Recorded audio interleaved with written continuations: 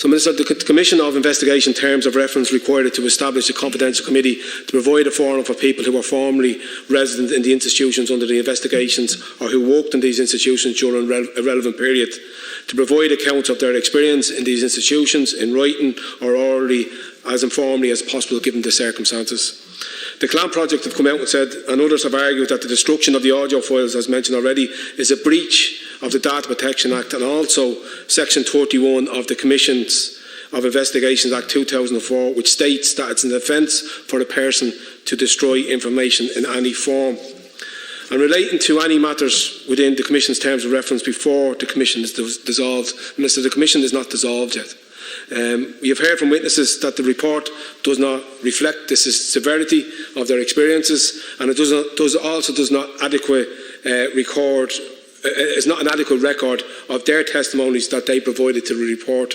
Like, there was over I think it was 550 witnesses gave evidence to the confidential committee. So, Minister, you've defended the Commission's decision to destroy the audio files on the basis that it was done to protect people who wanted to speak in confidence to the inquiry.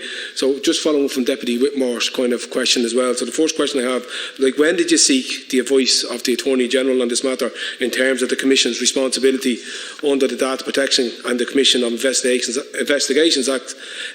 Was it before or after the fact, is what I want to ask. Before the audio tapes were destroyed, was it before or after? The second thing I want to ask about, and this is in relation to something that is under the responsibility of your own office, Minister, is in relation to page 11 of the report of the Confidential Committee that states that an electronic repository of information was set up to record the information provided by witnesses to the Confidential Committee. This repository contains the application form of the witness and the account of the experience described by the witness to the committee. The Commission proposes to redact the names and other identifying information before submitting this repository as part of the Commission's archives to the Minister for Children, Equality, Disability, Integration and Youth, unless the particular witness wants the name retained. The person's full story is retained in this process.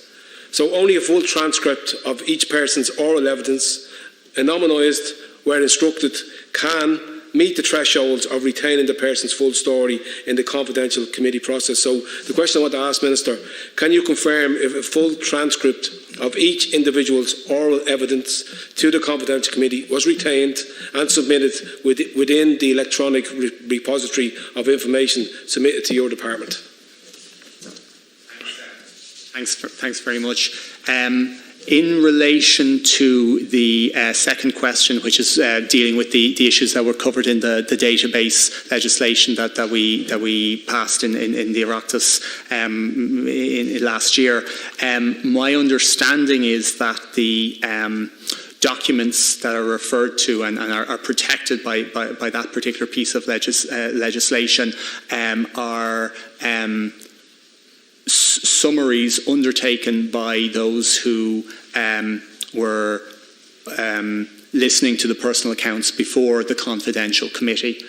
I'm right in that. So they are summaries of the individual personal accounts given by the 550 coming before the confidential committee. My understanding, Deputy, is that they're not a verbatim text of those meetings. They're a summary document. That's my understanding of what's provided for and protected under the database legislation. As regards my own engagement with the Attorney General on this issue, my engagement with the Attorney General would have been, I suppose, I don't have the specific date, but it would have been 2 or 3 weeks ago. I would have written to the Attorney General in the context of concerns that were being raised as regards the confidential committee and as regards the status of the Commission of Investigation. And as well as engagement with the Attorney General, I've also engaged extensively with the Data Protection Commissioner in terms of an understanding of concerns the Data Protection Commissioner had raised, but also seeking to work with the Data Protection Commissioner to ensure that when the archive transfers over to my department, our procedures are GDPR compliant. And indeed, myself and officials met with the Data Protection Commissioner a number of weeks ago to address issues to address issues around GDPR compliance in my department going forward. And I think that's important because I am very conscious of the need to implement once the archive moves over to my department. I am very conscious of the need to answer the subject access requests from survivors in a way that's GDPR compliant.